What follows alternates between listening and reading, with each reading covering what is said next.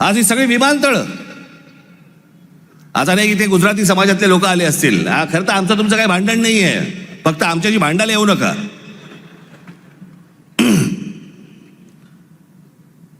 हे जे डाव रचतायत याच्या विरोधात खरं तर इथल्या गुजराती समाजाने उभं राहिलं पाहिजे, त्यांच्या विरोधात.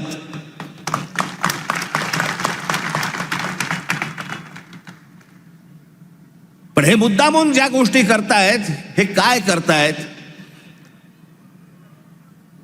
हा आत्ताचा जवळपास त्यांचे काहीतरी 6 का 7 का 8 काहीतरी विमानतळ या देशातली त्याला दिलेली आहेत. विमानतळ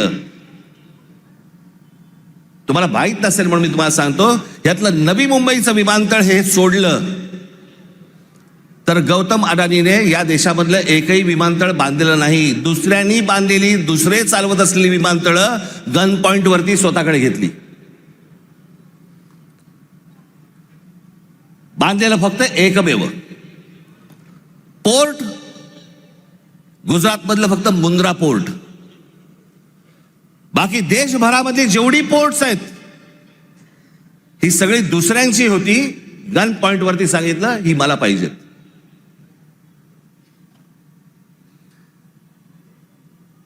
एक इथलं विमानतळ, एक पोर्ट सोडून या माणसाचं स्वतःचं काही नव्हतं.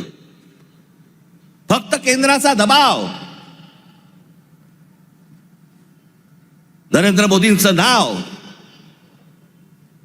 या एका गोष्टीवरती हा माणूस अख्ख्या देशभर पसरत गेला आहे.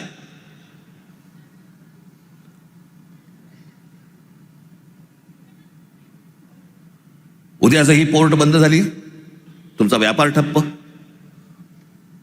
उद्या देशामधली वीज निर्माण करणारा हा गौतम अडानी, उद्याने वीज बंद केली, तुम्ही अंधारात सगळे.